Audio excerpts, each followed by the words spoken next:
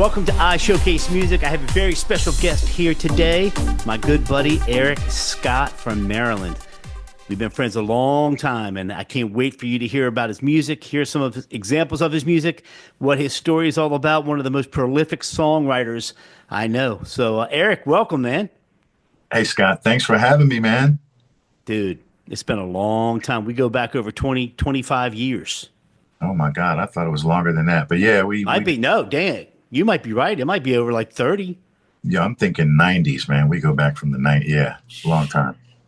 Long time. We're aging ourselves. For real. Nothing to be ashamed of, man. It's only made us that much more perfect. No, I'm joking. Experts in our craft, I guess. But we were laughing. My son had called me right before this, and I was like, "Yeah, man, I'm getting ready to jump on a podcast with Eric Scott." He was like, "Dad, man, why does that sound familiar?" Matt's 22 now, Oh my and I God. was like, and all I said to him was, "The Thanksgiving song." He was like, "Eric." Right, Dude, that right. song's becoming a classic now.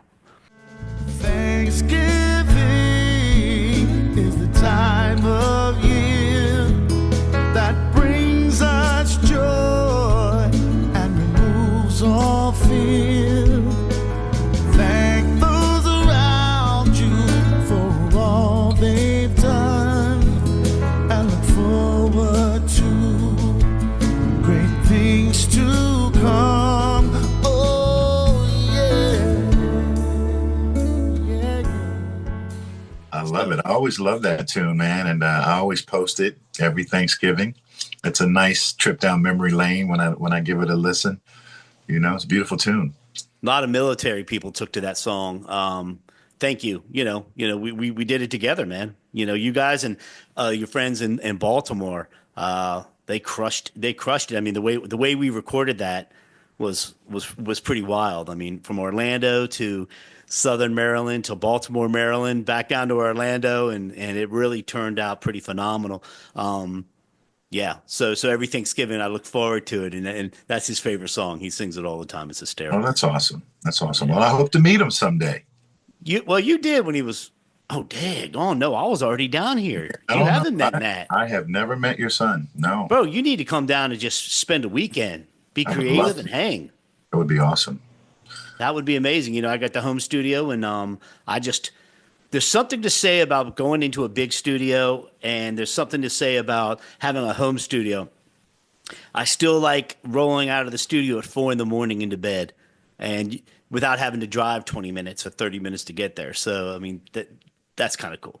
So I've always kept a home studio, even from when I lived in Maryland. But so let's get to your music, man. I mean, first of all, your songwriting accolades are pretty amazing. What's is it a I'm gonna sound stupid here, but what is it, a whammy or whammoo? The Washington D.C. songwriting thing you've won so many times. Tell us about that. Oh, that's called a whammy. It's the Oh, that's right. Washington, yeah, whammy, Washington Area Music Association. It's the Washington version of a Grammy, and it's been around for, I don't know, 30, 40 years. It recently changed ownership, sponsorship. Oh, put that out the way there. And yeah, I've been lucky enough to win. If you win 20 of them, they retire you and to the point where you can't win anymore. Yeah, you get But dang. it's been cool. It's been cool. It's nice to be recognized by your peers up here in the DMV. What was the first song you won? I'm gonna guess. Let me guess. Oh, Power of a God. Woman. No, I don't think that song ever won. And I don't know. Really? No, I was never really recognized for anything off the Divine Static record. It was always later than that. That But was a great album. thank you. Thank you. No, you and Ronnie killed it, and with Tyranny's help, and the whole Midnight Special crew back then. I got the funniest story for you, and I know. I don't know if we've talked about this. I'm going to go squirrel on you a little bit, so just hang in there with me because I want to get back to the whammoo and whammy and all that craziness. But do you remember back in the day after we used to play the Decoy Lounge, which is now demolished, I'm told? Do you Sure. remember going back to Ronnie's house and then we would just have jam sessions and just all hang out, party some more, whatever? We were young, acting stupid. Oh I yeah. remember Absolutely. you remember that? Yeah. So I remember being there one night, and these two guys with tattoos were just in the corner, jamming away. And then you guys were just killing it because y'all were, the stars of Brandywine or Clinton at the time. And, the decoy was fine, but these two kids are just, they're yearning to be heard, as I like to say. Did you have any idea that that was Good Charlotte? Man, I occasionally tell that story as You well. know, That was Benji and Joel. They were like, I think they were like 15 at that time. if And that. somebody had brought them there. I didn't even know them. Somebody had brought them there and they were just like, yeah, man, let these little teenagers get up and play a couple songs. And we were like, sure, let them get on up. And they got up and played a couple tunes. And we're like, wow, they have a lot of potential. Potential. They have a lot of potential. And they actually gave me a little cassette which had some of their original music on it. And I still have that cassette around here somewhere. And I've thought, when times are tight, man, I should put this cassette up on eBay or something like that. But I would never do that. But I saw them over the years because they started playing in Annapolis pretty regularly. And they Oh, formed. really? Oh, yeah. They I started didn't playing and they were out doing the clubs when they were 17, 18 years old, and they started creating a little buzz for themselves. And I just watched their trajectory, man. I would talk to them every once in a while, and they're like, "Oh yeah, we just went up to New York and we talked to CBS and blah blah blah." And now they're Benji and Joel. They were great, Yeah, man. I mean, Benji, he's the host of Ink Master, which is a show I yeah, watch quite yeah, frequently. He does a great job. I mean, he took David Navarro's place. yeah. I used to He's watch just, when Dave posted it. yeah, he's fun. He's fun to watch, man. He's come a long way. They've handled the fame nicely compared to some who have not. Yeah. Too many to mention, I would think, right? But yeah, good guys, man. But that story always cracked me up. It always I made me I laugh. don't know how much time we have, but I have a good Charlotte story too. Can I tell it real quickly? Yeah, yeah. We used to play. I used to play at a place called a place in La Plata. Oh my gosh, called Casey Jones Pub. Played I there for remember Casey Jones. Yeah. Casey Jones Pub. One night we were done, and I was out back of Casey Jones, and I was loading my car up. It was like 1:30 in the morning, and I see these two figures in the dark come running up the street, and I squint my eyes and I look, and I'm like, hey, it's Benji and Joel, like running. They're jogging. 1:30 in the morning. And I'm like, Benji, Joel, hey man, what's up? And they're like, hey, Eric, what's going on? And I'm like, what are you guys doing? And they're like, well, we're out here running, man. We're trying to get in shape. We got to get in shape. And I said, wow. And when those kids walked away from me, I said to myself, when every other kid is like sitting home on Xbox or something like that, those kids are out here at 1:30 in the morning jogging to get in shape because they're that focused. And I knew right then, I said, them kids are special, man. They're going to do something with themselves. And the rest is history, as they say. It's funny you said that. That's a great story, Eric. Thanks for That sharing. is a good story. It's I it's must the say eye of so. the tiger. I Yeah. mean, you and I've been at it a long time, and I always say the only way you really fail is if you quit, right?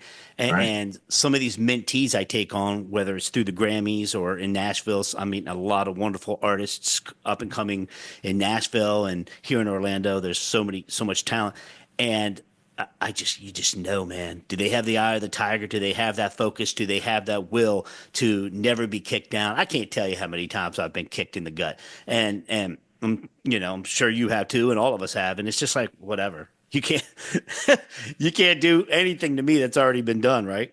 Yeah. But it's almost an Olympic style training is what it's boiled down to for possibly nothing. Up at 1:30 in the morning jogging, running at 5 a.m. in the morning, getting up, how Michael Phelps would do his swimming regimen is the same thing you need to do as a recording artist, I think, because they say, oh, it's oversaturated. You can never have a hit song.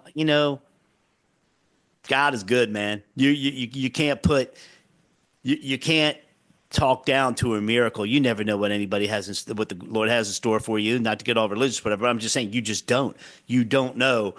You can climb mountains, man. The whole David and Goliath. But Truth. And even with the technology and how it's, I remember how you and I used to have to run and go to disc makers and get 1,000 CDs printed and cost a fortune and this and that. How many albums do you have by now? Oh gosh, how many have I released? Six. I've released six officially, I believe. Wow. Six. Yeah, six. No, man, be proud of that. I know you used to play the Bayou And a a few lot. singles. I And a came and few. saw you out there for I think one of your record release parties, or just maybe it was just a gig. I don't know, but I remember you were playing at the Bayou, and it was nostalgic because that's where Foreigner was discovered when it first opened. A lot of people don't know that Bayou's down in Georgetown in Yeah. Washington D.C. And I was so proud of you, man. I'm looking at all the stage. I mean, because like I said, we've been buddies a long time, and I support any way I can. And I'm like, as you've supported me, and I'm like, Eric, man, you're on the stage at the Bayou. I mean, that's pretty surreal. Just Right. like, Yeah. good. I'm sorry. That was pretty special. I mean, that was a special club. Everybody you can think of. I mean, Bruce Springsteen, Steve Vai, everybody played at the Bayou back in the day, man. And It was on the circuit. Yeah. yep, yep. Those were a lot of up and coming artists, cut their teeth in that club. What's like that, very similar to that, much smaller, is the Bluebird Cafe in Nashville.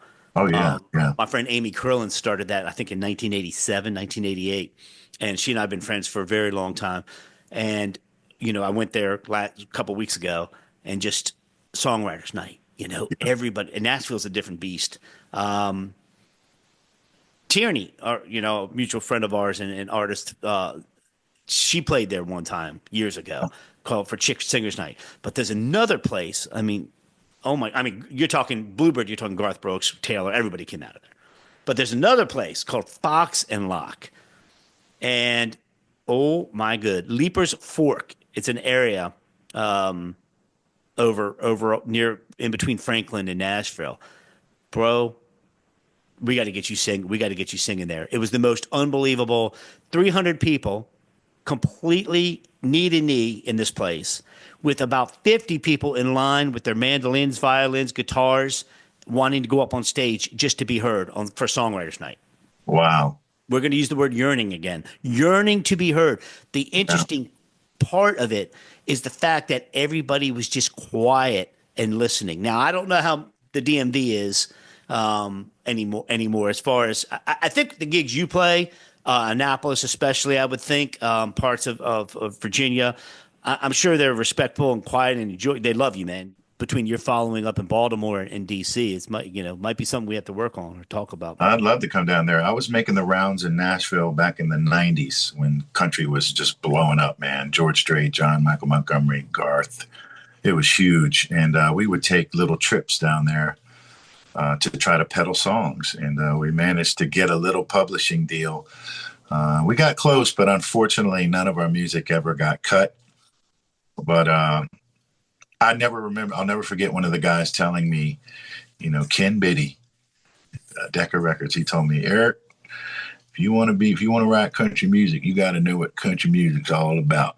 And it was kind of a crystallizing comment to me because I was writing country because country was very popular.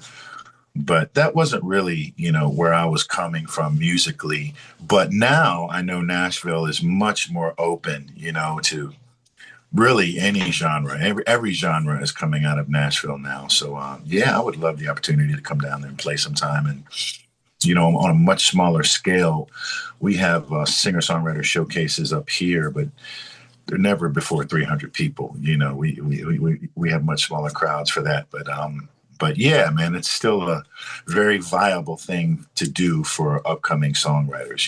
It really is. I was telling my friend Shelly, who was on the first podcast, there's an attitude about Nashville. You don't go there like you're trying to conquer the town. You go there very appreciative to be able to work there, to be able to gig there, do your music, meet people. They're all about respect. And I tell you, you're absolutely right. It's not. They call it the new Nashville because it's not just country music anymore. Yeah. Even though Hank Williams Jr.'s bar is my favorite bar, their band is smoking. But these cats down there are playing for tips, and some of them get noticed, or you're Garth Brooks drummer and you're just off the road and you're just going to jam because you want to keep your chops up while you're off the Right. road. You know, it's Yeah. it's really interesting. Then you get into Franklin, where the farm world and where Kid Rock, where Bob lives, and all the farmland, and where Carrie Underwood lives in. The other place I was telling you about, Leaper's Fork, and then it's a whole nother mechanism with that as well. But I got to tell you, as far as feeding your soul as a songwriter and a vocalist and a performer, it's somewhere that would definitely appreciate you for sure. Hands down, Well, Nashville would appreciate you. So we need to give that another. let's set that up. Let's do it. Let's set Let's it do up. it. All right. Let's do it. I'm going to work on, and I can't make any promises, but I'm really trying to work on an iShowcase music at the Bluebird. Oh, wow. And if I could pull that off, that would be pretty amazing. Good luck. I don't know. I just made a couple calls and we're getting it started. But let's talk about this new music. First of all, let's jump on and talk about this live album you did. Yeah. Oh, thank you. Thank you. Yeah, the live album. I've never released a live record before. So, I had a band and we had played together long enough. And I figured, it's time. It's time for us to capture what we do on tape live. So I set up a show and publicized it as a taping, of a live show that I was going to release as a live CD. It was back in 2019. And there's a little bit of a backstory to it. I set it all up, got somebody to come out and record it, publicized it heavily. The show sold out. 3 weeks before the show, I'm like talking to my guys, hey, let's get together for a rehearsal, and they're like, I'm trying to match up dates with everybody. Nobody can match up a date. Finally, it's like 4 days before the show. And I realized we are not going to be able to get together and rehearse. I've set up for a live CD recording and we're not going to be able to rehearse. So it occurred to me at that point, I really considered just scrapping it, doing the show, but just scrapping the recording part of it. But I went ahead with it and we went ahead and did the show. And when the show was done, I thought maybe it wasn't that great, because I was just focused on the fact that we didn't rehearse it and everything that didn't go right. I was focused on it. Long story short, a week, I just refused to listen to it. But a week after that, the tracks were sent to Scott Smith, my mixing engineer, and he called me up. And he said, Eric, have you heard this? I'm like, no, I won't listen to it. He goes, you got to hear this, man. It sounds really, really good. I'm like, what? And he sent it to me. He sent some mock mixes to me. And I was really surprised, everybody played their ass off. So I went ahead and said, all right, well, we'll get it pressed up. Right after that, COVID. So for 3 years, I just didn't even listen to that record. And people would ask me from time to time, hey, man, whatever happened to that live record? I'm like, well, maybe I'll put it out one day. And then after 3 years, seriously, in 2024, I went back and listened to it because Scott had mixed it and everything. And I said, man, I need to release this. I really do. So I went ahead and I'm actually putting the finishing touches on it right now to release it on vinyl and just a short run of CDs. And fittingly enough, the record is called Eric Scott Band Live Unrehearsed. I saw that post. And I started cracking up laughing. Yeah. I had no idea that was 2019, bro. I had no idea. Yeah. I thought this was like you did Ram's Head or something a couple weeks ago and just went live with it. But what a great story. And Scott Smith, Scott and Jen, that's his wife, right? They're the ones that were on Thanksgiving song to bring it full circle. They did Thanksgiving He helped me mix it. Right. Yeah, man, that guy's really talented. Yeah, he's fantastic. We need to give him a shout out for sure. Yeah, that's a great story, dude. I cannot wait to hear it. A funny backstory, yeah. So it's 5 years old, that recording, but it still sounds fresh. And if it finds its way to somebody who has never heard us before, it'll sound fresh to them, hopefully. So, yeah, I'm just putting the finishing touches. I'm going to do a release on vinyl, which I've never done a vinyl LP, so I'm excited about it, man. Limited edition. Yeah, very short run. Once they're gone, they're gone. So hopefully people will buy them all. Well, I want a signed copy, man. Tell me how much I owe you. I'll send you one, bro. Nah, I'll Venmo you, man. Working musicians, people you ain't doing all this for free. Yeah, but it's a cool record, man. We really, really stretch our legs on it, man. There's some fantastic playing performances on there from the band, so. Well, what that tells me is this: the psychology behind that. Everybody was under the gun. They knew they didn't rehearse. And Yes. that's when you're dealing with the utmost professional musicians to where, you know, a lot of artists think they don't have to rehearse. Man, Celine Dion, up until her highest heyday, was still taking vocal lessons. You cannot be, Oh yeah. and that's what I love about you, bro. You've always been so humble, and appreciative to be able to make a living doing music. And I thank you for that. You know, there's lessons to be learned there. But everybody, you know, really stepped up that night to make it as good as it is. Yes. And they were like, I'm not going to be the one to drop. It's like a football team. And I also compare you. You're going to laugh now. I'm going to compare you to Tom Cruise Oh my. because now where am I going with this? Right? Where are you going with this? What the hell are you talking about? Dude, he had Top Gun. He had Top Gun Maverick in the can 2018. It was already filmed. May he rest in peace. I just didn't mean to interrupt. Val Kilmer just passed away. But anyway, I love Wow, Top man. Gun. I love Val. I know, right? Boy, Val. He was one of my favorites. But anyway, Yeah, but he was smart, you know, and patience they always say is the virtue, right? But he was smart by waiting until after COVID. It didn't feel right. It didn't feel right. It didn't feel right. I'm not releasing it. And when he did, wow, 3-4 year buildup. You know, one of the best. I mean, nobody ever thought he was going to beat the 1983 one, right? And what did he do? He crushed it with today's technology. that was a good one. It was. great. I enjoyed Maverick. I watched it, and it was better than I thought it would be. It was really good. And they're filming the newest one now. I'm like, man, y'all might as well just ring that out and go for it. But my whole point with your album is that was just a God's blessing right there, dude. I mean, the fact that Scott listened to it, talked you into listening to it, and you know the mix and the master and everything's just going to be phenomenal. I can't wait to hear it. So is it a whole night, or is it? Did y'all just pick songs from the album and made an actual like 10, 12 song album from it? Great question. We recorded the whole night. Glenn Workman recorded it. Fantastic audio engineer and also a great keyboardist for Crack the Sky, giving him a little plug.